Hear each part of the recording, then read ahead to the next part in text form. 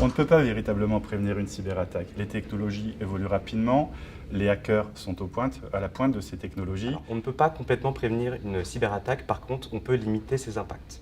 Ça passe notamment par différents types de services. Le premier est tout ce qu'on appelle audit.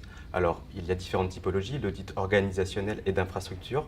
L'idée, c'est de trouver les différents points forts et faiblesses qui sont présents au sein d'un système d'information. Et à partir de là, de proposer un plan de recommandation, d'amélioration pour justement optimiser son système d'information et ainsi limiter les impacts d'une potentielle cyberattaque. Le deuxième volet est tout ce qu'on appelle test d'intrusion.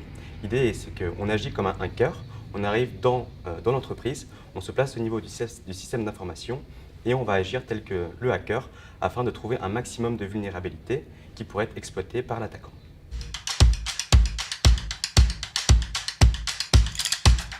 Et un attaquant s'appuie avant toute chose sur une vulnérabilité humaine. Et ça passe avant tout par la sensibilisation, par la formation de l'ensemble des utilisateurs aux bonnes pratiques en termes de sécurité informatique.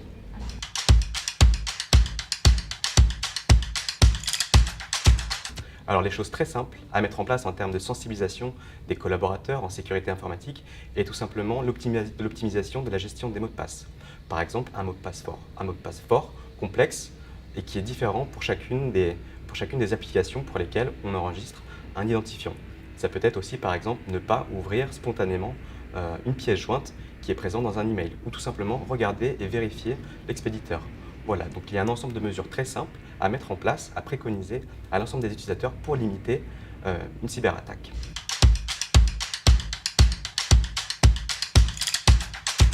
Il existe des mesures aussi bien préventives que curatives. En préventif, c'est se poser la question de la sécurité au sens large pour l'entreprise, aussi bien sur les aspects techniques que sur les aspects humains. Le facteur humain est une brèche importante dans la sécurité d'une entreprise. Peut-on prévoir des campagnes de sensibilisation? Faut-il faire des tests d'intrusion? Ce sont autant de mesures qu'il faut être amené à se poser dans le cadre de la réflexion cyber.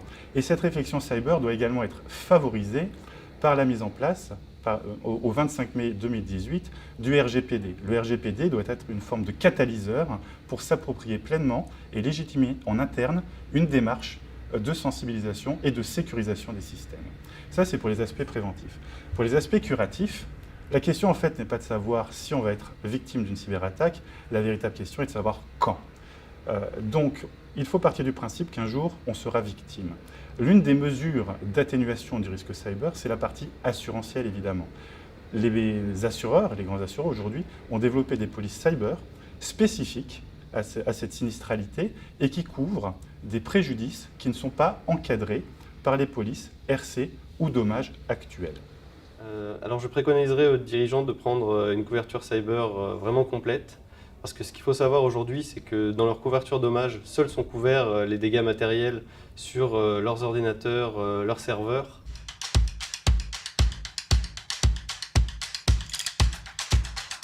Alors dans le monde d'aujourd'hui, toutes les sociétés travaillent maintenant avec des moyens informatiques, ce qui apporte une nouvelle typologie de risque au niveau des systèmes informatiques. Et il est important de se protéger face à cette nouvelle typologie.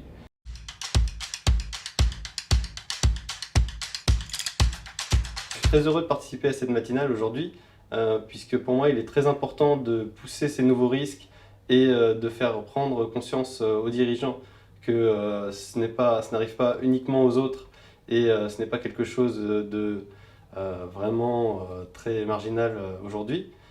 Et pour une deuxième raison, renforcer le partenariat entre Verspiren Côte d'Azur et la société Chubb. Cette matinale est particulièrement pertinente parce qu'elle regroupe autour d'une même table les acteurs essentiels à la gestion du risque cyber.